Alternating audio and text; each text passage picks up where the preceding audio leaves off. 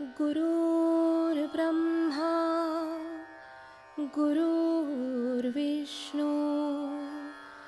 गुरुर्देवो महेश्वरः गुरु साक्षात् परब्रह्म तस्मै श्री गुरवे नमः। सद्गुरुनाथ महाराज की जय।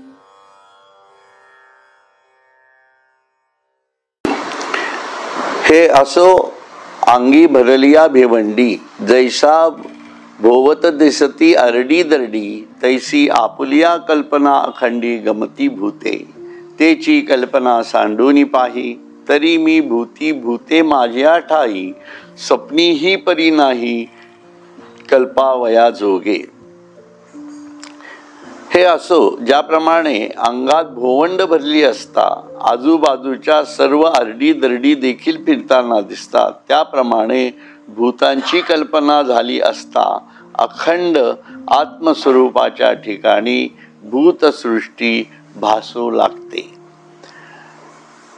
केलेली ती कल्पना सोडून देऊन पाहशील तर मी भूतामध्ये आहे व भूते माझ्या ठिकाणी आहेत असे स्वप्नात देखील मानता येण्याजोगे नाही। हे ती आपण केलेली कल्पना जर सोडून दिली तर जे आपल्याला आपल्या आत्म्याच्या जागी आपल्याला काय दिसतं, म्हणजे जीवात्म्याचं स्वरूपामध्येच आपल्याला हे सर्व जाणवत असतं।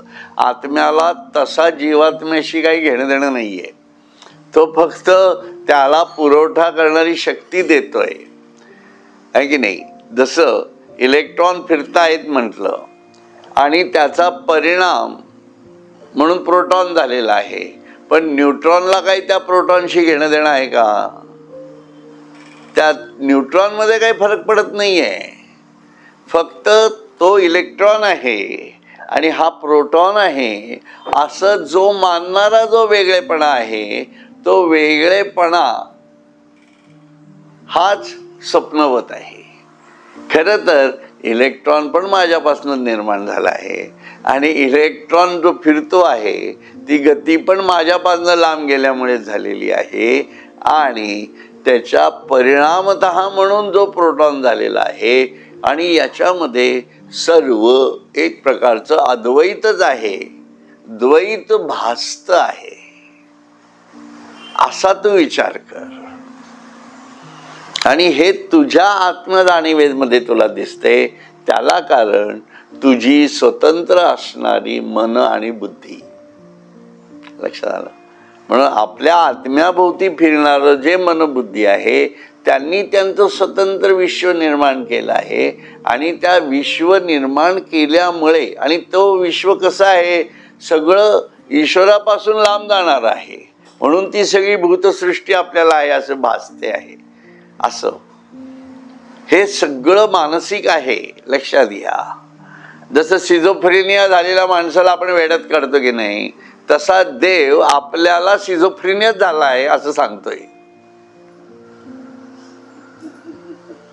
तुम्ही दुसऱ्याला वेडं ठरवतात पण तुम्ही स्वतः वेडे आहात, आहे की नाही। म्हणजे देवाच्या दृष्टीने सगळं त्याच्यापासून लांब गेलेलं हे येरवडा हॉस्पिटलच आहे,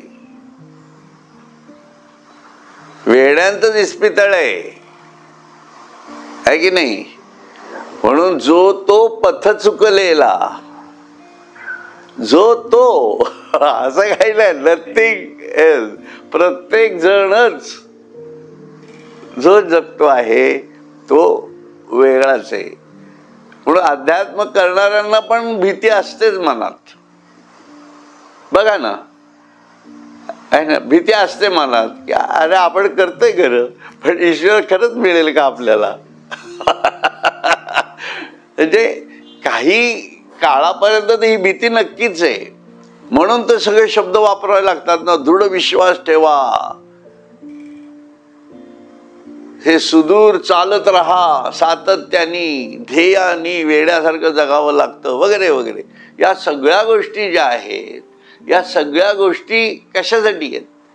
तुमची निष्ठा वाढवा, भक्ती वाढवा, सत्संग करा, हे करा, फलानं करा, जप करा, पूजा करा. कशासाठी हे सगळं? ती निष्ठा पक्की होत नाही तोपर्यंत. कारण ज्ञान वाढून ते ज्ञान विज्ञानात आणेपर्यंतचा हा सर्व कोशच बांधणी आहे ना. मग कोश बांधणेपर्यंत स्वतःला पूर्ण त्यात ओढून घेईपर्यंत मी करतोय ते बरोबर का चूक, ही नखाग्रा एवढी तरी भीती असणारच ना. तुम्ही नाही कसं म्हणणार? तुम्ही नाही म्हणू शकत नाही याच्यामध्ये. आणि शेवटी माणूस आहे, लक्षात घ्या. त्याची मनोमयता आहे. असं काही सर्व छलांग वगैरे मारून असं काय कोणी कड्यावरनं गेल्यावर खाली उडी टाक वगैरे असं काही शक्य नाहीये. हे सर्वसामान्य माणसाला शक्य नाही हो, आहे की नाही? ते असे काही ठराविक 2-4 उदाहरणं झाली म्हणून काय सगळ्यांकडनं तशी अपेक्षा करणार का तुम्ही? सगळे कल्याण स्वामी झाले असते तर चाललं असतं का रामदास स्वामींना तरी? त्यांना अवघड झालं असतं ना, एवढे कल्याण सांभाळू कसे, असा प्रॉब्लेम झाला असता ना, आहे की नाही? मग म्हणून त्यांनी रामदास नाव घेऊन ठेवलं की रामा तू बघ, झाले कल्याण तर झाले तुझ्या कृपेने, मी प्रयत्न करतोय इथं. पण रामाला माहिती असतं की एवढे कल्याण तयार होऊ शकत नाहीत म्हणून. सगळं ठरलेलं आहे बघा. त्याच्यामुळे करत राहावं लागणार आहे. याबद्दल काही निशंक असावं. कितीही म्हटलं निशंक राहा, निर्भय राहा वगैरे वगैरे, मी तुझ्या पाठीशी आहे वगैरे, काही तसं माणसाची मानसिकता असत नाही. जेव्हा सगळं सुखमचे मे शयनमचे आहे, बसल्या जागी चहा मिळते, राहायला झोप मिळते, करेक्ट खायला प्यायला मिळतंय, तोपर्यंत सगळं खरंच देव असतो असं ठामपणे सांगणं शक्य आहे ना. जेव्हा खरंच कुऱ्हाड चालते देवाची, तेव्हा काय होतं, तेव्हा ते खरं कसाला लागतं. लक्षात ठेवा, आहे की नाही? तुकारामावर बोलायला खूप चांगलं वाटतं, ज्ञानेश्वरांवरती बोलायला खूप छान वाटतं, अरविंदांवरती बोलायला खूप चांगलं वाटतं. पण माणिक तोळा बॉम्ब खटल्यात अडकलात तुम्ही कुठल्या, इवन स्वतःच्याच भानगडीतनं केलेल्या खटल्यात अडकलात तरीही ससे ओलपट होता आणि देवा मला सोडो, याच्यातनं परत अशी चूक करणार नाही काय असं बोलाल. पण भांबावलातच ना. मग तुकारामासारखं दारिद्र्य होतं का आपल्याकडे? आहे का ताकद? घरामध्ये अर्धे कपडे घातलेले आपली पोरं बघण्याची आपल्यात नाहीये ताकद. ती आपल्याला आसक्ती आहे एवढी. पण तो करत होता ते सगळं. हे सगळं ज्ञानेश्वर महाराज आहे का आपली ताकद, आहे की नाही? आज पूर्वी वाडा पद्धतीत जरा चांगलं तरी होतं. कोणाकडे साखर असेल लागली बाबा तर मागणं आणण्याची एक प्रकारची बाबा नाही आहे आमच्याकडे, तुम्ही देता का तात्पुरतं, आम्ही आणल्यावर देतो तुम्हाला, एवढी तरी वृत्ती होती. आता तर एवढा अहंकार आहे की साखर नाही घरात, मग आपण समजा कोणी म्हणालं अरे मग शेजारच्यांकडनं घेऊन ये, शेजारच्यांकडनं कशाला, जा दुकानात आणि घेऊन ये, आपण काय गरीब होत काय, आपल्याला काय भीक लागली काय? अरे तुम्हाला कोणीच भिकारी म्हणत नाही हो जगात. खरे तुम्हीच भिकारी आहात. सर्व मानव जातच भिकारी आहे. तर तुम्ही कुठले भीक नाही असं म्हणणार आहात? श्रीमंत मंडळी तर जास्तीत जास्त भिकारी असतात. लक्षात घ्या, ते भिकारी असतात म्हणूनच श्रीमंत असतात. हा गणितच तसं आहे की नाही? म्हणून संतत्व नाही, काय म्हणतात त्याला प्रवचनात, संतत्व नाही कवित्वेत, संतत्व नाही पांडित्यात, तेथे स्वानुभव व्हावा. म्हणून विज्ञानमय जाणीव हीच सर्वात श्रेष्ठ अशी स्थिती असते जी माणसाला तरच तो आपल्याला ब्रह्ममय बघू शकतो. म्हणून सुरुवातीला आपल्याला ब्रह्ममय बघा, बाकीच्या भानगडीत दिसेल न दिसेल हा पुढचा विषय आहे. म्हणून आपल्याला स्वतःला ईश्वरमय करायचा प्रयत्न करा, आपोआप तुम्हाला बाकीचं ईश्वरत्व दिसायला लागेल. अशी भूमिका घ्यावी लागते. मग ईश्वराला सुद्धा पहिला स्पंद जो आला तो मी ब्रह्म आहे हाच आहे. सर्वम खलु इदम ब्रह्म हा पुढचा आहे भाग. म्हणून आत्मकेंद्रित जाणीव ही प्राथमिक आहे आणि मग आत्मविस्तारित आहे. लक्षात घ्या. म्हणून आत्मकेंद्रात ही भूमिका तयार झाली की ती हळूहळू विस्तारत जाणार आहे, असं लक्षात ठेवावं लागणार आहे ते. असो, म्हणून आता मीच एक भूतांते धरता अथवा भूता माझी मी असता संकल्प सन्निपाता आतुलिया बोलिया म्हणून परी येसी गा प्रियोत्तमा या परी मी विश्वेसी विश्वात्मा जो इया लटकिया भूतग्रामा भाव्य सदा. अशा स्थितीत मीच एक भूतसृष्टीला धारण करणारा आहे किंवा भूतसृष्टीमध्ये असणारा आहे हे म्हणणे कल्पनारूप सन्निपातातील बडबड आहे. हे प्रियोत्तमा अर्जुना ऐक, मी याप्रमाणे संपूर्ण विश्वाचा आत्मा होऊन मिथ्याभूत सृष्टीचा आधार झालो आहे. बघा, अशा स्थितीत मीच एक सर्व भूतसृष्टीला धारण करणारा आहे. एक लक्षात ठेव अर्जुना, कारण माझ्यापासूनच ही संपूर्ण भूतसृष्टी झालेली आहे आणि त्याच्यातनं पुढे काय झालं हे म्हणणे कल्पनारूप सन्निपातातील बडबड आहे. नाही, असं जो मानतो त्याच्याबद्दल म्हटलेलं आहे. कल्पनारूप सन्निपातातला बडबड करणारा जो अहंकार आहे तो अहंकार अशा प्रकारचा असतो की माझ्यापासूनच सर्व झालेलं आहे. पण हे प्रियोत्तमा अर्जुना ऐक, मी याप्रमाणे संपूर्ण विश्वाचा आत्मा होऊन मिथ्याभूत सृष्टीचा आधार झालो आहे. आता हे कसं आहे ॲक्च्युली की ईश्वर त्याच्या जाणीवेतनं समजा बोलतो. जसं मगाशी मी म्हटलं या पेशीबद्दल तिला काय वाटतं आणि आपल्याला काय वाटतं, तसं ईश्वराला काय वाटतंय तो काय सांगतोय, भगवंत काय सांगतायत की माझ्यापासूनच हा संपूर्ण जीवसृष्टीचा संघात निर्माण झालेला आहे. हा संपूर्ण संघात आहे एक, आणि त्याच्यातनं पुढे व्यक्ती पण आहे. त्या संघात व्यक्ती आहे, बरोबर आहे की नाही.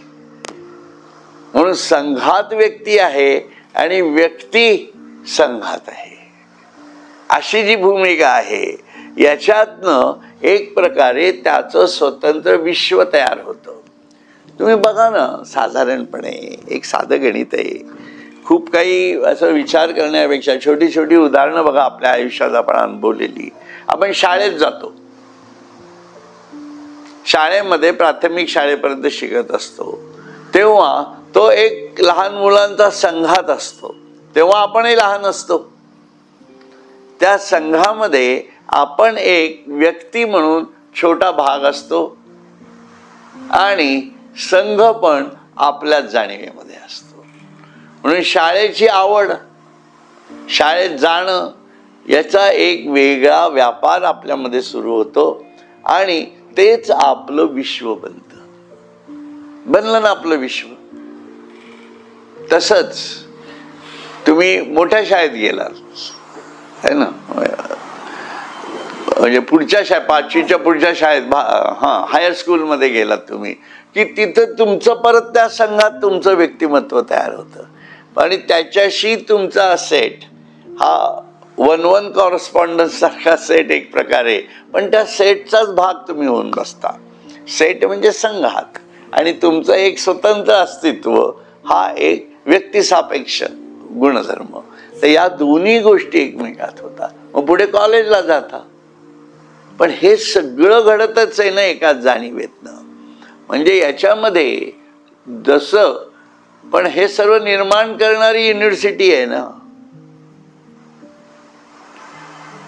ती जी युनिव्हर्सिटी आहे ती मी आहे असं समज, एक प्रकारे समजण्यासाठी. म्हणून प्रायमरीमध्ये तू जेव्हा असतोस तेव्हा एक प्रकारे अधोमानसिकतेत असतोस, अज्ञानात असतोस. त्यातनं पुढच्या हायर स्कूलला येतोस आणि कॉलेजमध्ये येतोस, त्यावेळेला ते जे ज्ञान घेतलं जातं तुझं ते एक प्रकारे अधोमानसिकतेला ऊर्ध्वभूमिका देत देत अधिमानसिकतेत तू येत राहतोस. आणि या सगळ्याचा कोश तुझ्या भोवतीच तू विणतोयस ना. कोणी वेगळा बनवलेला आहे.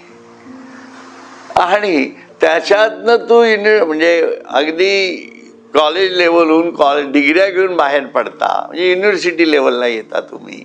त्यानंतर तुम्ही बाहेर पडता त्यातनं, म्हणून एक वेगळं व्यक्तिमत्व घडवून तुम्ही बाहेर पडलेला आहात. हा कोश तुम्हीच निवडला, तुम्हीच बनवलात. तसं काहीसं स्वरूप तू तुझ्या जाणीवेत आण. मी समजून, असं काही याच्यात लिहिलेलं नाहीये, पण समजण्यासाठी मी सांगतोय तुम्हाला. पण अध्यात्म असं स्वतःभोवतीच गुंडाळत जावं लागणार आहे. पण शास्त्र हे लक्षात घ्या, शास्त्र हे शास्त्राच्या पद्धतीतच जावं लागणार आहे. तुम्ही म्हणाल कोणतरी येईल, मी तुझ्या पाठीशी आहे म्हटलं की झालं, मग मला बाकी काही नाही, आरती केली, संपला विषय, अंगारा लावला की खोल एकदम. तसं काही नाही आहे या जगात. इतकं स्पष्ट आहे ते. म्हणून प्रत्येकाने आपला कोश कसा आहे, विणला जातोय हे बघावं. इतकं व्यक्तिसापेक्ष आहे हे सर्व. तरच तुम्ही कोशातनं बाहेर पडू शकणार.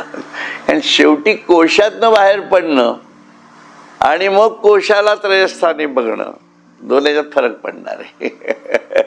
कोशात आत बसून पाहणं आणि कोशाच्या बाहेर बसून कोशाकडे पाहणं, ती ईश्वराची दृष्टी आहे असं समजून घ्या. म्हणून परिसेगा प्रियोत्तमा, या परी मी विश्वेसी विश्वात्मा, जा इया लटकिया भूतग्रामा, भाव्य सदा लक्ष्मीचे आधारे दैसे, नवतचे मृगजळा भासे, माझ्या टाई भूत जात तैसे, आणि मातेही भावे. सूर्याच्या किरणाच्या आधारावर जसे नसत्या मृगजळाची कल्पना होते, त्याप्रमाणे माझ्या ठिकाणी भूतसृष्टीची आणि भूतसृष्टीच्या ठिकाणी माझी कल्पना केली जाते असे समज. किरणाच्या आधारावर जसे नुसत्या मृगजळाची कल्पना होते माहिती आहे ना, त्याप्रमाणे माझ्या ठिकाणी भूतसृष्टीची आणि भूतसृष्टीच्या ठिकाणी माझी कल्पना केली जाते. म्हणजे दोघेही ठिकाणी ते मृगजळ तयार होतं. याप्रमाणे मी ये परीचा भूत भावनू, परी सर्व भूतासी अभिन्नू, जैसी प्रभा आणि भानू एकचिते, हा आमचा ऐश्वर्य योग. लक्षात, हा ऐश्वर्य योग आहे. तुवा देखिला की चांग, आता सांगे काही येथे लाग, भूतभेदाचा असे. याप्रमाणे मी भूतसृष्टी उत्पन्न करणारा आहे. तरी पण ज्याप्रमाणे सूर्य व प्रकाश दोन्ही एकच असतात, त्याप्रमाणे मी सर्व भूतसृष्टीशी एकरूप आहे. अर्जुना, ही माझी ईश्वरी घटना तू नीट ओळखलीस ना, मग माझ्या ठिकाणी माझ्याहून भिन्न असा भूतसृष्टीचा संबंध आहे काय सांग बरं. आणि हा माझा ऐश्वर्य योग आहे असं ते म्हणतात. आहे की नाही? पुढचंही वाचतो जरा, मग पुढे जाऊ. या लागी मज पासूनी भूते, आने नवती हे निरुते, आणि भूता वेगळी या माते, कहीच न मनी हो.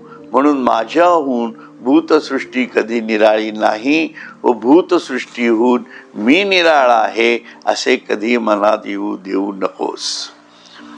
आता हा सगळा जो विषय आहे ना, हा सगळा विषय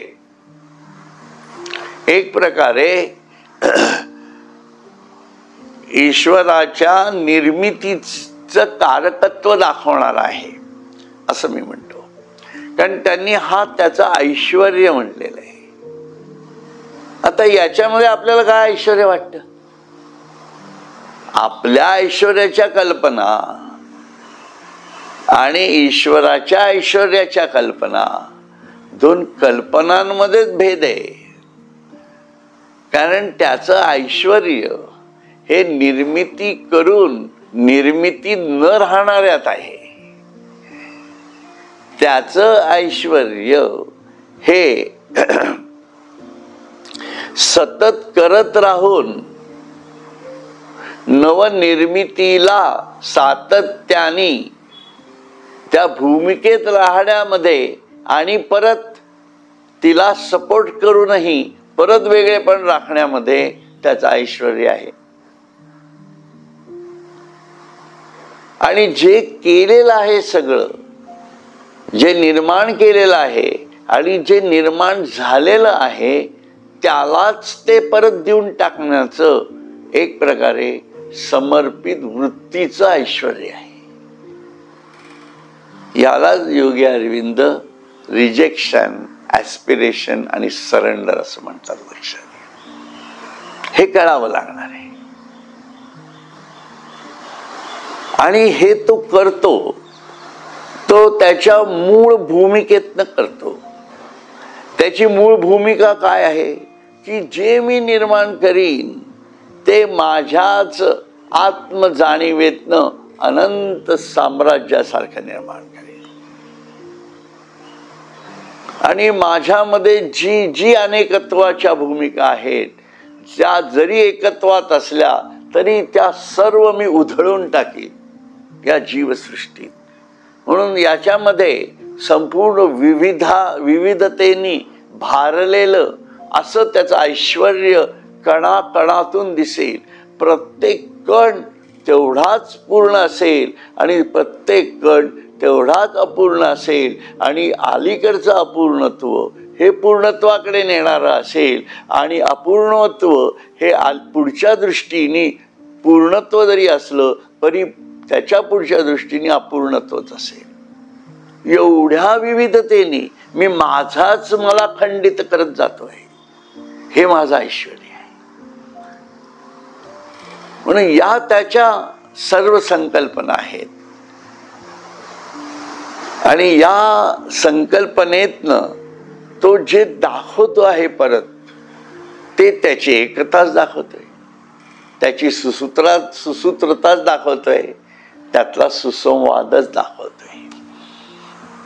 हे त्याचं ऐश्वर्य आहे. आता हे ऐश्वर्य समजणं हे माणसाच्या भूमिकेतनं किती अवघड आहे. कारण नेमके याच्या विरुद्ध आपले गुण आहेत. कारण आपण एका भीतीग्रस्त जाणीवेत आहोत, कारण आपलीच ओळख आपल्याला नाहीये. भीती कशाची आहे? आपली मूळ भीतीच ही आहे की आपलीच आपल्याला ओळख नाही, ही भीती आहे. ईश्वराला ती भीतीच नाही. त्याला तो स्वयंभूपणे जाणतोय, तोच म्हणतोय मी ब्रह्म आहे आणि माझ्याशिवाय काही नाही इथं. केवढा कॉन्फिडन्स आहे. माझा कॉन्फिडन्स तिथंच मार खाल्लेला आहे. 10 लोक समोरनं आली की मी गेलो, गायब झालो आहे ना. आणि तो सर्व निर्माण करतो आहे आणि सर्वांना लयातही टाकू शकतो, एवढी ताकद आहे त्याची. आपल्या समोर 10 लोक आली तर आपण घाबरून आपली बोबडी वळते. त्यांना लयात टाकायची कल्पना आपल्या डोक्यात सुद्धा येत नाही. आपणच लय होऊ नये याची वाट पाहत बसतो. ही भीती आहे. याचं कारण का? आपण त्याच्यापासूनच वेगळे झालेलो आहोत. म्हणून ही आपण आपली मानसिकता धरून ठेवलेली आहे. लहान बाळ असतं ते आईपासून वेगळं झालं की रडायला लागतं. का? कारण त्याचं तर हेच संपलेलं असतं, होल्डच संपलेला असतो. पण तो स्वतःलाच आई मानत नाही ना. त्यांनी स्वतःला जर आई मानलं, आई जाईनात का कुठं, मी थोडीच मारणार आहे. ही भावना लहान मुलाला सांगू शकाल का तुम्ही? तान्ह्या मुलाला नाही ना सांगू शकत. तसं आपलं झालंय. आपली स्थिती अशी आहे, कळतंय का? पण सांगू नये, संतांनी नगारे पेटून बडवून सुद्धा आपल्याला कळलं का?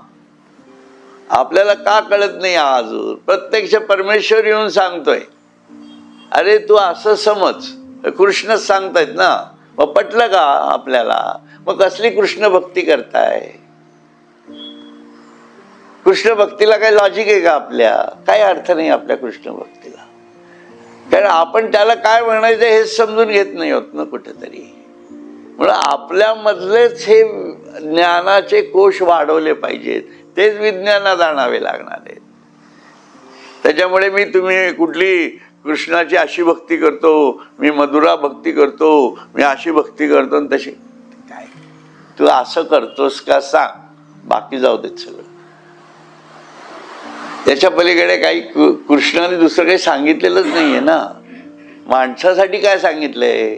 भगवद्गीतेत त्यांनी सांगितलं का की तुम्ही राधा भक्ती करा, मधुरा भक्ती करा?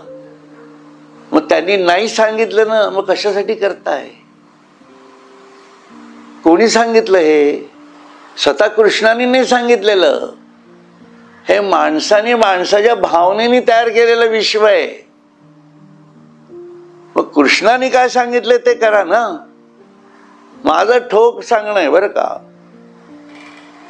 मग ते कोणाला आवडेल ना आवडेल, कारण कृष्णाने असं सांगितलंच नाहीये कुठं. मग ही मधुरा भक्ती म्हणजे ज्यांनी हे लिहिलेलं आहे, ही ज्ञानेश्वरी, हे ते स्वतः ज्ञानेश कन्या म्हणायचे. तो भाव त्यांनी घेतला, पण ज्ञानेश्वरांनी असं सांगितलं का तुम्ही करा म्हणून? ज्ञानेश्वरांनी कुठल्या लोकांना, सर्वसामान्य माणसाला काय सांगितलं की तू असं कर, मग ते आपण करू ना. कारण आपण प्रापंचिक आहोत. आम्ही माणसं उद्या साड्या घालून हिंडायला लागलो तर चालेल का आपल्याला? आपल्या घरामध्ये आपल्याला राहायचंय, आपलं कुटुंब आहे. आपल्या कुटुंबाला सुद्धा कुठल्या तरी आध्यात्मिक व्यवस्थेमध्ये आणायचं असेल तर तुम्हाला तुमच्यामधलं जीवन सुद्धा कृष्णाने सांगितलेल्या मार्गदर्शनाप्रमाणेच करायला पाहिजे ना. त्या वेड्यासारखं आपलं काहीतरी सतत चालूच आहे असं थोडीच चालणार आहे. म्हणून हा नवीन एक क्रांतिकारी भूमिका आहे, लक्षात घ्या. ही समजायला अवघड जाईल, परंतु काही काळानंतर विज्ञानमय जाणीव जशी जशी या नवीन युगाची क्रांत होत जाईल ना, तसं तसं हे पटणार आहे. म्हणून हे सगळे मागे सरकलेले विषय आहेत. संन्यास घेणे, या सगळ्या वृत्तीच्या जाणीवेत जावं लागणार आहे. आता कोणी दिसतं का तुम्हाला संन्यास घेताना? का नाही दिसत? पण एक काळ असा होता की लोक आपले सुटले की चालले संन्यास घेतो. तेव्हा त्याचं इतकं हास्य झालं समाजामध्ये, तुला जमत नाही ना, सरळ संन्यास घे, जा बाहेर. म्हणजे तुला जमत नाही म्हणून संन्यास घ्यायचा आहे, तुला फ्रस्ट्रेशन आलं म्हणून संन्यास घ्यायचा आहे. म्हणजे किती मूढ कल्पना होती बघा ना तुम्ही, किती वेडगळ कल्पना होती ती, हे तुमच्या लक्षात येईल आता. आता सती जाणं वगैरे या कल्पना खूप चांगल्या आहेत, पण त्या बाईच्या डोक्यातच नवऱ्याबद्दल तेवढं प्रेम नाहीये. तुम्ही कशाला सती घालताय त्याला? हा क्रांतिकारी विचार नाही का? तो डायजेस्ट व्हायला किती वर्ष गेली? तुम्ही साधा विचार करा. कारण माणूस माणसाच्या भूमिकेतनं वाढणारे, लक्षात घ्या. ईश्वर भक्तांची मांदियाळी आता गृहस्थाश्रमातनं तयार व्हायची आहे आणि प्रत्येक घराघरामधनं अध्यात्म फुलावं लागणार आहे. मग घरातनं अध्यात्म कसं फुलेल? घरातनं अध्यात्म फुलायचं असेल तर कर्ता पुरुषच आध्यात्मिक असावा लागणार आहे आणि त्यांनी कर्तृत्व दाखवावंच लागणार आहे. आणि त्यांनी कर्तृत्व व्यावहारिकही दाखवता यायला पाहिजे त्याला आणि आध्यात्मिकही दाखवता यायला पाहिजे त्याला. म्हणून ते इस्रोते शास्त्रज्ञ आहेत, ते आध्यात्मिक म्हणतो आपण. कारण त्यांनी ते कर्तृत्व दाखवलं, देवावरती श्रद्धा दाखवली, करून दाखवलं, त्यांची मुलं काय म्हणतील की माझे बाबा संस्कृतचे अभ्यासक होते, माझे वडील हे ईश्वर भक्त होते, तरीही या वैज्ञानिक, आधुनिक वैज्ञानिक बहिर्मुख जाणीवेमध्ये व्यवहारात सुद्धा त्यांनी स्वतःला सिद्ध केलं होतं. हे अध्यात्म आहे. हे अध्यात्म जमलं पाहिजे. पण सर्व कर्तृम अकर्तृम अशी ताकद तयार करता यायला पाहिजे. म्हणून व्यवहारात काहीतरी जमत नाहीये म्हणून मी अध्यात्म करतो वगैरे, या सगळ्या भंपक कल्पना आहे. कारण हे येऱ्या गबाळ्याचं कामच नाहीये असं तुकारामाने सांगितलेलं आहे ना. त्यामुळे हे सगळं आपल्याला लक्षात घ्यावं लागेल. असो, म्हणून ही माझी ईश्वरी घटना तू नीट ओळखलीस ना, मग माझ्या ठिकाणून माझ्याहून भिन्न अशा भूतसृष्टीचा संबंध आहे काय सांग बरे. म्हणून माझ्यापासूनच ही भूतसृष्टी निर्माण झालेली आहे हे तू समजून घे, आणि याच्यामध्येच माझा ऐश्वर्य कसं आहे ते तू ओळखलंस तर तुझ्या ऐश्वर्याच्या कल्पना आणि माझ्या ऐश्वर्याच्या कल्पनांमध्ये एक सुसंवाद तयार होईल. आता काय होतं, आपण साधक असतो पण आपण ईश्वराच्या ऐश्वर्याच्या कल्पनेशी आपल्या ऐश्वर्याच्या कल्पना जुळत नाही. कारण त्याला रिजेक्शन आवडतं, आपल्याला ॲक्सेप्टन्स आवडतो. मला हे पाहिजे, माझं ते व्हावं, मला तसं व्हावं, आहे की नाही. त्याच्यामुळे आपल्यात रिजेक्शन नक्कीच नाही तयार होत. ॲस्पिरेशन, आपल्याला आध्यात्मिक जाणीवांचं ॲस्पिरेशन आवडतं का? मग आलं रिजेक्शन, तर ही पहिली पायरी आहे. मग आध्यात्मिक ॲस्पिरेशन कसं करणार तुम्ही, सांगा बरं तुम्ही मला. You cannot aspire. म्हणून व्यावहारिक ॲस्पिरेशन करा. मनाचा विकास तेवढा साधा तरी, शिका, मोठे व्हा, कर्तृत्ववान व्हा, आणि नैतिक जाणीवेतनं कर्तृत्ववान व्हा. आणि ते कर्तृत्व मिळाल्यावर मग रिजेक्शन करायला सुरुवात करा, आहे की नाही. ज्याला आपण दान करणे, समर्पण करणे अशा भूमिकेत जाणं म्हणतो. कारण मग त्या तुमच्या एक प्रकारच्या जाणीवेतनं, नाही तर काय होतं, आपल्याला पैसे मिळावेत. पैसे मिळवणं हे काही साधी गोष्ट आहे का व्यवहारात? इतकी साधी अजिबात नाही. लक्षात, महिन्याला 3-4 लाख रुपये कमवणं ही इतकी साधी गोष्ट नाही. बिझनेसमधनं म्हणा, नोकऱ्या करून म्हणा, कुठनंही म्हणा, नॉट ए सिम्पल. आणि मग ते मिळवल्यानंतर एक स्थिरता तुमच्या जीवनात येते, एक कर्तृत्व तुमचं तयार होतं, आणि मग त्यानंतर जे मिळवलेलं आहे ते देण्याची वृत्ती ठेवा. That is rejection. ईश्वराने सर्व त्याच्यामध्ये आहे, त्याच्यातनंच ते तयार केलं आणि ते देऊन टाकलं. सेम फिलॉसॉफी आहे. सेम फिलॉसॉफी झाली की नाही. मग तुम्ही रिजेक्शन करू शकत नाही का? करू शकता. पण स्वतःला मोठं केल्याशिवाय तुम्हाला रिजेक्शन करता येणार नाही, हे पण तितकंच महत्वाचं आहे. आणि मग त्याच्यामध्ये विशालता आणावी लागणार आहे, रिजेक्शन मध्ये विशालता. मग माझ्याकडे जे आहे त्याच्यामध्ये मी नेमका विवेक ठेवून कुठं किती द्यायचं हा विवेक आला, कोणाला द्यायचं हा विवेक आला. हा आधुनिक काळातला विवेक आहे, बरोबर आहे. आणि एखादी व्यक्ती संपूर्ण जीवन ईश्वराला समर्पित करण्याच्या साधनेमध्ये जेव्हा जाते, एवढी आस्पायर होते, तेव्हा ती त्याचं सगळंच देऊन टाकते, आहे की नाही. ती त्याचं सगळंच देऊन टाकते. कोणाला? कारण सर्वम खलु इदम ब्रह्म ही जर भूमिका ठेवली तर ती समाजाला देऊन टाकते, स्वतःसाठी ठेवत नाही. मग हे रिजेक्शन अजून वेगळ्या पातळीवरचं झालं ना. तुम्ही साधा विचार करा, स्वामी स्वरूपानंदांचा विचार करा, आमच्या वडिलांचाही करायला हरकत नाहीये, स्वामी विद्यानंदांचा. तर स्वामी स्वरूपानंदांचा घेऊ. त्यांचं स्वतःचं घर होतं है ना, पण शेवटी त्यांना ते घर त्यांच्या कुठल्या तरी नातेवाईकाला देता आलं नसतं का? जमीन ते सगळं जे त्यांचं जे समाधी मंदिर किंवा सगळं जे आहे ते सगळं त्यांनी समाजाला दान केलं. म्हणजे ट्रस्ट झाला त्याचा, समजा ट्रस्ट झाला. पण आज तिथं हजारो लोक जेवतायत, खातायत, पितायत, सर्व चालू आहे ना त्या भूमीवरती. मग ही त्यांची मानसिक उदारता नव्हती का? आणि ज्या वेळेला त्यांनी हे केलं त्यावेळेला त्यांची स्थिती काय होती? मग त्या स्थितीत त्यांनी ते केलेलं आहे. म्हणजे त्यांची मानसिक विशालता किती होती, नाही का? असा जी भूमिका आहे यालाच रिजेक्शन म्हणणार ना तुम्ही. आणि यात समर्पण पण असतं.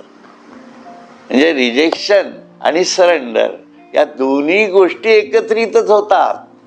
पण त्यासाठी मानसिक ॲस्पिरेशन महत्वाचं असतं, अभिप्सा. म्हणून माणसाला नेमकं कसं चाललं पाहिजे हे कळावं लागणार आहे ना. असं केलं म्हणजे त्याच्या गुणात्मक ऐश्वर्य योगाचा एक प्रकारे संदर्भ ईश्वराच्या ऐश्वर्य योगाशी लागू शकतो. कारण त्याशिवाय तुम्ही ईश्वर कसे व्हाल, नाही का? म्हणजे तुम्ही ईश्वर होऊ शकणार नाही. नाही तर माझ्या खाली सगळं मी दाबून ठेवणार इथं आणि म्हणणार मी ईश्वर आहे. असं ईश्वर काहीच दाबून ठेवत नाही ना. म्हणून त्याची भूमिकाच खूप वेगळी आहे. ईश्वर होणं ही मानसिकताच आहे, हे मी सांगतोय तुम्हाला. ईश्वर हा काही असा येऊन कृष्ण दिसणार आहे, राम दिसणार आहे असं काही नाही. ते दिसतात, मी नाही म्हणत नाहीये. परंतु त्यासाठी ती सगुण भक्तीची माझ्या मानसिकतेमध्ये जे मी रूप ठसवलं आहे, असं समजा, असं धरून झालं हे रामाचं स्वरूप आहे, हे माझ्या डोक्यात मी फिक्स ठेवलं सातत्याने. आणि अशा जाणीवेत आपण आत्मज्ञानापर्यंत पोचलो. आणि कधीतरी असं वाटलं आपल्या मनाला की देवा तू हे तुझं रूप एकदा मला दाखव. जसं अर्जुनाला विश्वरूप दर्शनानंतर वाटलं तसं. तर तो दाखवणार नाही असं नाही, पण तो काय म्हणेल, अरे हे खोटच आहे, हे खोटच आहे. कारण हे तू द्वैतात पाहतोयस आणि मी अद्वैतात आहे, त्याला तू जाणलेलंच आहेस. म्हणून अद्वैत सगुणाचे नि आधारे निर्गुणाचा व्यवहार बघावा, निर्गुण व्हावं, अद्वैतात शिरावं आणि मग द्वैताची म्हणजे सगुणाची खरी ओळख ही निर्गुणातनं होते. निर्गुणातनं सगुणाची ओळख होतच नाही, लक्षात ठेवा. म्हणजे सगुणातनं निर्गुण कधीच कळणार नाहीये. हा, निर्गुणातनं सगुण कळू शकतो. कारण एकदा वरती पोहोचलात की सर्व दृष्टीच्या टप्प्यात येतंय. पण तुम्ही खालती सगुणात असता तेव्हा वरचा प्रांत दृष्टीच्या टप्प्यात येत नाही, असा प्रकार आहे. आणि हे टप्पे तर महाभयंकर आहेत हो, आहे की नाही? त्यामुळे हा सगळा विषय ईश्वराच्या ऐश्वर्य योगाच्या भूमिकेतनं घ्यावा लागतो आपल्याला आणि मानसिकतेशी जुळवावा लागतो. कारण मनाचाच आधार आहे. मनाच्या आधाराशिवाय तुम्ही त्या स्थितीतच शिरू शकत नाही. त्याच्यामुळे आपलं मानवपण जे आहे हे इट्स अ टूल, हे शस्त्र आहे, लक्षात घ्या, साधन आहे असं म्हणा. आणि त्याच्या जाणीवेतनच आपल्याला ईश्वराची ओळख करून घ्यावी लागणार आहे. ओळखच करून घ्यायची असेल तर का न आपली स्वतःची ओळख करून घ्यावी. कारण बाकी गावभरची ओळख खूप झाली, त्याचा त्रासही खूप झाला आहे की नाही. मग शेवटी कधीतरी आपल्याला तर ओळखून घेऊ.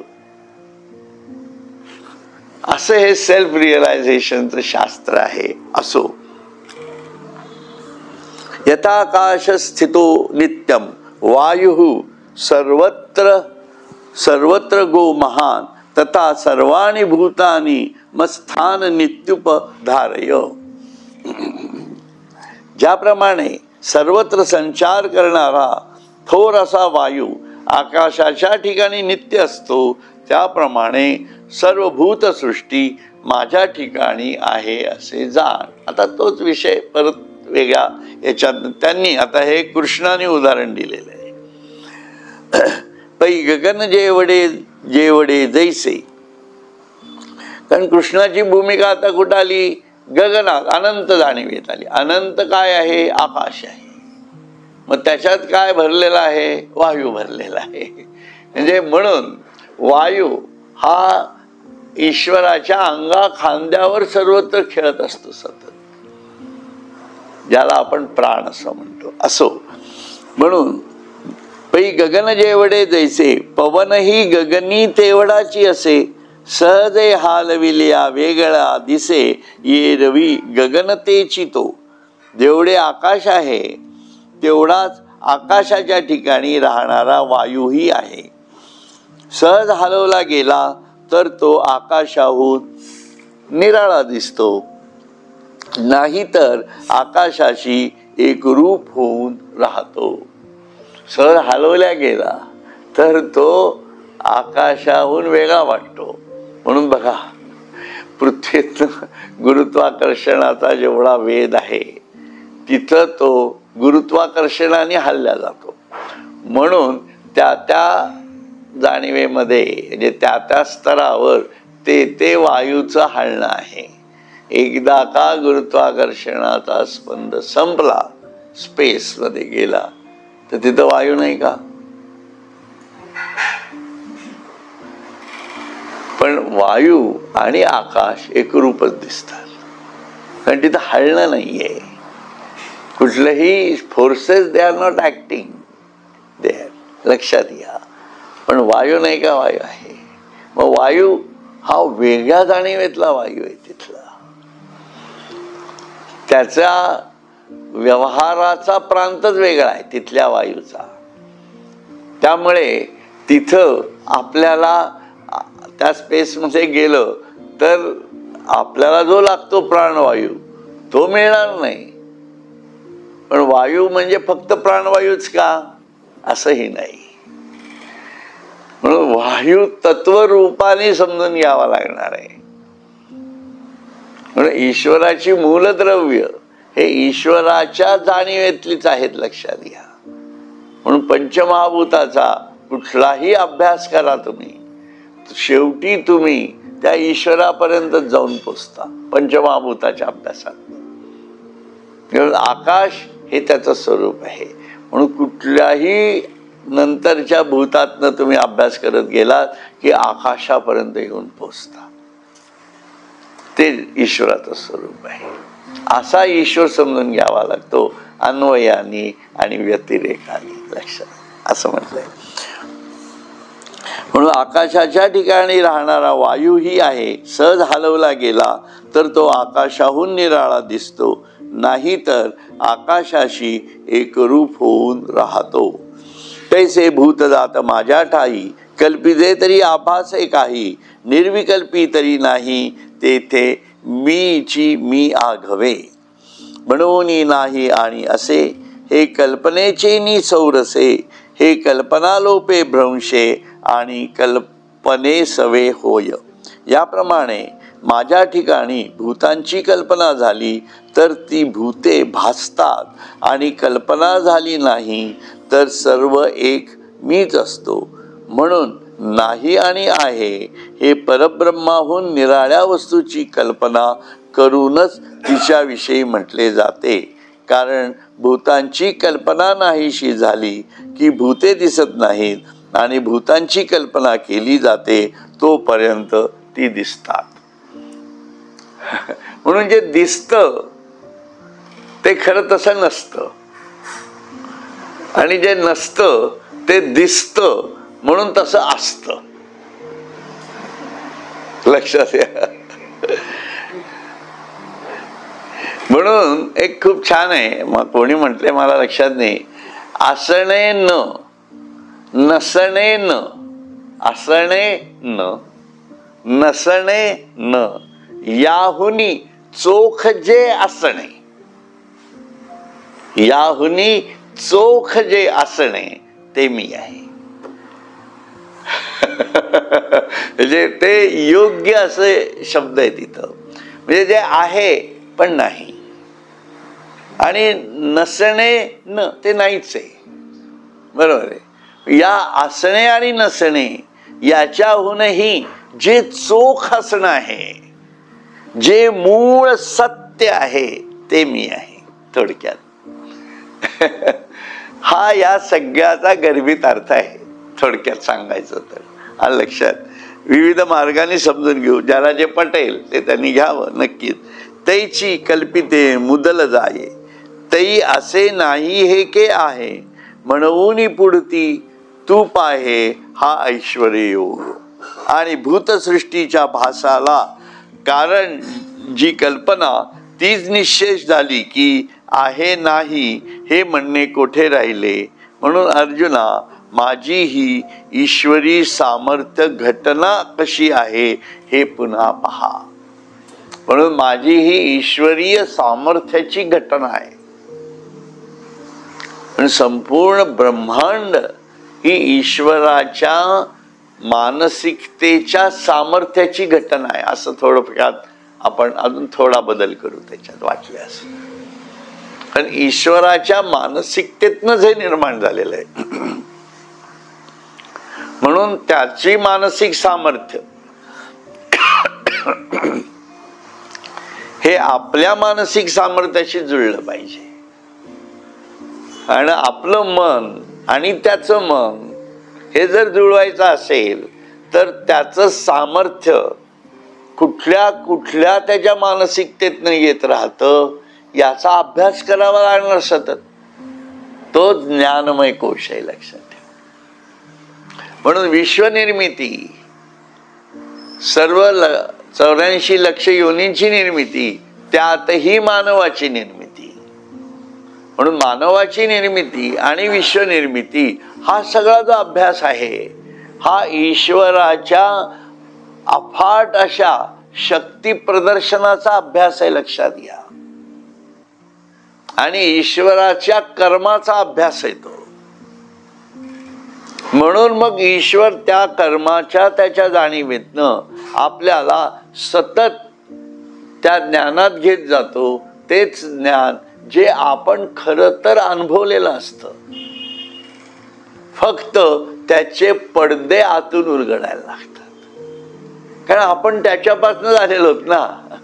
म्हणून मी जन्माच्या प्रक्रियेमध्ये सुद्धा जीवात्म्याचं विश्व, जीवात्म्यातनं आपलं जे बीज आहे ते गर्भ धरल्या कसा जातो, मग त्याच्यामध्ये आत्माचा प्रवास कसा होतो, मग त्या आत्म्याच्या आत्मचैतन्यातनं सर्व त्याच्या शक्ती, आपल्यामध्ये जी शक्ती केंद्र जी अगदी आपण सध्या बऱ्याच लोकांना त्याचं एक महत्त्व वाटतं आहे की नाही. म्हणजे ईश्वराचं महत्त्व बाजूलाच राहिलं, त्या शक्तीचंच महत्त्व आहे ना. म्हणजे ते जे काय आपल्यामध्ये असणारी जी शक्ती केंद्र आहेत, षटचक्र जी आहेत वगैरे वगैरे, आणि मग ती शक्तीपर्यंत त्या सीमित शक्ती येते आहेत ईश्वराच्याच. म्हणून प्रत्येकाच्या आधारातनं सहस्त्रदलापर्यंत जायचंय हे समजणं गरजेचं आहे. माणसं कुठल्या तरी मधल्याच उपासनेत अडकून बसतात. तसं नाही, अध्यात्मात तसं अपेक्षित नाहीये. म्हणून आपल्याला थेट ब्रह्मरंध्रापर्यंत जाईल, नाभीपासून सहस्त्रदलापर्यंत असं म्हणा पाहिजे असेल तर. म्हणून ईश्वराचं चिंतनच आपल्याला ईश्वराकडे घेऊन जाणार आहे असं लक्षात घ्या. कारण तो आपल्यामध्येच आत बसलाय ना. आणि आपण असा विचार करतच नाही ना कधी की ईश्वर आत बसलाय, मग मी आईच्या गर्भात असताना तो माझ्या आत आलेलाच होता ना त्यावेळेला. मग त्यावेळेला त्याच्या छोट्याशा डबीमध्ये मी जो होतो, आकारात होतो, तर तिथं त्यांनी कसं स्थापन, म्हणजे त्या शक्ती माझ्यात आलेल्याच आहेत.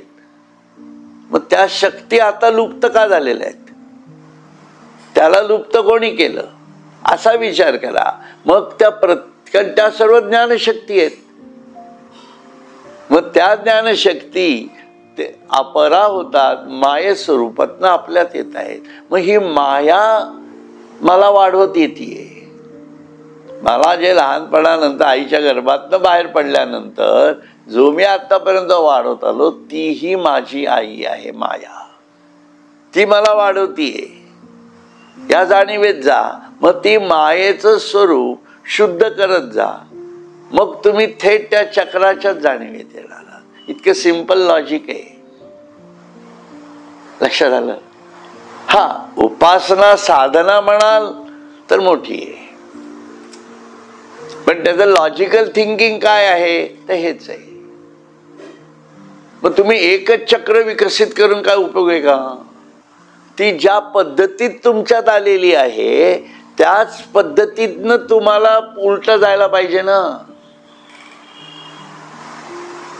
म्हणून नुसती कुंडलिनी शक्ती जागृत करून या जगात कोणाचंही भलं होणार नाही.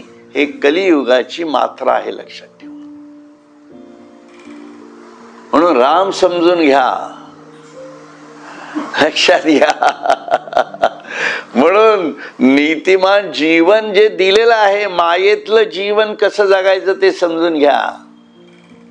उगाच भलत्या कुठल्या तरी जाणीवेत जाऊन स्वतःच्या कुंडलीनी जागृती करून घ्यायचा, स्वतःचा संसाराचं वाटोळं करायचं, स्वतःच्या प्राप्त झालेल्या मानव जीवनाचंही वाटोळं करायचं. कारण ते आपल्यासाठी गृहस्थाश्रमासाठी नाहीच आहे. पण तुमची तयारी आहे का टेंबे स्वामींसारखं राहण्याची, गुळवणीकर महाराजांसारखं राहण्याची? ती तयारी तर आमची नाहीये. आम्हाला तर सगळे भोग भोगायचेच आहे तिकडं बसून, आणि आम्हाला आमची कुंडलिनी जागृत करून पाहिजे का? असा ईश्वर इतका सोपा आहे काय? मग ते म्हणतात 10,000 द्या, तेही गंडवतात तुम्हाला, आपणही गंडल्या जातो. असा सगळा व्यापार आहे. 10,000 का 15,000 का 20,000 मला माहित नाही, जे काय असेल ते. हा, म्हणून कुंडलिनी शक्तीच्या नादीत लागू नका. ज्ञानेश्वरांनी सांगितलंय का इथं की तुझी कुंडलिनी जागृत कर म्हणून? नाही ना सांगितलेलं. तुकारामांनी सांगितलंय का? स्वामी स्वरूपानंदांनी सांगितलंय का? मग यांनी जर जे सांगितलं नाही ते आपण कशाला करायला जायचं? ज्ञानेश्वरी हा आधार ग्रंथ आहे. भगवद्गीतेत कृष्णाने सांगितलेलं नाहीये. त्यांनी तर काय 6व्या अध्यायात विषय संपून टाकलेला आहे तो, लक्षात घ्या. त्याला ज्ञानेश्वरीत फारसं महत्व नाही. लोकांनी किती महत्व आणू द्यात, कारण त्यांचे धंदे आहेत ते. पण सत्यज्ञान असणे न नसणे न याहून चोख जे असणे. बरोबर आहे. यात कुंडलिनी शक्ती आली ना, ती नाहीये ना, तिने मायेचं स्वरूप धरले ना. असणे न नसणे न, मग ती आली कुठून? आत्म्यापासून आली ना. मग चोख जे असणे तिथं पोचा.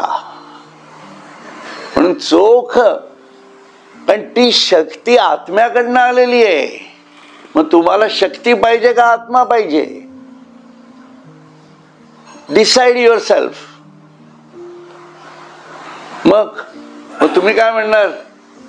तुम्ही म्हणाल शक्ती पाहिजे, मग घे 10,000 रुपये देऊन घे. म्हणून हे सगळे कालबाह्य झालेले उपचार आहेत, लक्षात ठेवा. असं मी स्वतः मानतो. आणि हे पडसाद तुम्हाला काही वर्षानंतर अजून दिसतील. कारण माणसं यांनी ईश्वर प्राप्ती होऊ शकत नाही माणसाला. इतकं चोख आहे हे. आणि येथून पुढे तर हे खूप अवघड जाणार आहे. कारण हा कलियुगाचा प्रांत एवढा वाढत जाणार आहे ना की तुम्हाला ती शक्ती डायजेस्ट करणं अवघड जाणार आहे. कारण बाह्य व्यापार एवढ्या मोठ्या प्रमाणात विचित्रपणे चालतो. तुम्ही कसं तिचं अवलोकन करणार आहात? तुम्ही बाहेर जाणार, हॉटेलमध्ये खाणार, हे करणार ते करणार, पाणी अशुद्ध, अन्न अशुद्ध, कुठलं शुद्ध आहे? आणि हे सगळं अशुद्ध परत ईश्वरानेच निर्माण केलेलं आहे, त्यालाही तुम्ही नाकारू शकत नाही. आणि ते तर बाहेरचं झालं, आपल्या आतलं अशुद्ध, त्याचं काय करणार? आहे का उपास करायची तयारी 20-20 दिवस पर्यंत? बघा तेंबे स्वामी कसे बसलेले, म्हणायला खूप चांगलं आहे हो, आहे की नाही? ते घोराष्टकन वगैरे केलेलं आहे त्यांनी, म्हणजे ती त्यांची आपल्याबद्दलची कळकळ आहे. पण त्यांच्यासारखं जीवन आपण जगू शकणार आहोत का? हा मूळ विषय तुम्ही लक्षात घ्या. म्हणून शेवटी ते वंदनीय होतात, अनुकरणीय होत नाहीत, हे कळलं पाहिजे. अनुकरणीय म्हणजे कोणावर टीका करायची नाहीये, कारण माझं जीवन आहे शेवटी. हे ते म्हणतात म्हणून मी घालायचंय का? ज्ञानेश्वर महाराज म्हणतात त्याप्रमाणे मी चालायचंय. कृष्णाने काय सांगितले ते महत्वाचं आहे का? काय कशाला महत्व देणार आहात तुम्ही आयुष्यात? हे कधीतरी तर डिसिजन घ्यायला पाहिजे ना. मग हा निर्णय जर तुम्ही घेऊ शकत नसाल, मग काय बोलायचा विषय येत नाही. पण ज्यांना हा निर्णय घ्यायचा आहे की माझ्या समोर हे 2-3 मार्ग आहेत, मी कुठल्या मार्गाने जायचं आहे, तर तू तुझ्या प्राकृतिक जाणीवेच्या मार्गातनं जा. तो तुझा वर्ण आहे, तो तुझा धर्म आहे, तू गृहस्थाश्रमी आहेस ना, तू लग्न केलंयस ना, तुला तुझी पोरं वाढवायची आहेत ना, त्यांना मोठं समाजात उभं करायचं आहे ना, तुझा संसारच तुला ईश्वरमय करायचा आहे ना, तुझ्या इच्छा वासना भोगतच तुला करायचंय ना. आज तुला काही कारणाने एखाद्या वेळेला वैराग्य आलं असेल, पण ते वैराग्य तुझं कायम राहणार आहे का? अजून 10 वर्षांनी ते वैराग्य तसंच असणार आहे का? 10 वर्षानंतर तुझ्या मनात काहीतरी वेगळे विचार सुरू झाले की चला आता दारू पिऊयात, तर कसली कुंडलिनी काय करणार आहे तुमची? तस्माद विचार करावा, देव कोण तो ओळखावा, आपुला आपण शोध घ्यावा अंतर्यामी. लक्षात घ्या, हे इतकं स्पष्ट आहे. कारण जीवन आपलं आहे, ते अमूल्य आहे. You should be serious. आपल्या जीवनाचा खूप सिरियसली अभ्यास करायला पाहिजे ना. कोणी काहीही सांगेल म्हणून मी तसं वागायचं का? म्हणजे कोणीही अगदी खूप थोर पुरुष असतील, त्यांनी तसं सांगितलं म्हणून मी तसं वागायचं का? मला काय जमतंय प्राथमिक हे तर कळलं पाहिजे. माझी स्टेटस तर मला कळलं पाहिजे प्रथम. म्हणून स्वतःला समजून घ्या. आणि मग कारण ईश्वर तुमच्यातच बसलेला आहे आणि तोच तुम्हाला शोधायचा आहे. आणि ते तुमच्या शरीराच्याच माध्यमातून तुम्हाला शोधायचं आहे का दुसऱ्याच्या शरीरातनं तुम्ही शोधणार आहात काय? स्वामी स्वरूपानंदांच्या शरीरातनं मला माझा ईश्वर भेटणार आहे का? बरोबर आहे की नाही? का श्रीपाद श्रीवल्लभांच्या शरीरातनं मला ईश्वर कळणार आहे? मला माझ्याच शरीरातनं ईश्वर समजून घ्यायचं आहे. इतकं क्लिअर आहे सगळं. मग गोंधळ कशासाठी घालायचा एवढा? म्हणून आत्म्याशी शरण जा. आणि जे आत्म्यापर्यंत पोचलेले आहेत त्यांच्या जाणीवेला शरण जा. अशी जी सर्व लोक आहेत त्याच्यामधलं तुला कुठल्या व्यक्तिमत्वाप्रमाणे जगता येईल ते तू शोध. म्हणून दीज आर ऑल स्कूल्स. कुठल्या स्कूलमध्ये मला ऍडमिट व्हायचंय हे कळावं लागेल ना. म्हणजे मला हार्ट अटॅक आलाय आणि मी आर्थ्रोपेडिक मध्ये जाऊन बसलोय, काय उपयोग आहे त्याचा? बरोबर आहे की नाही?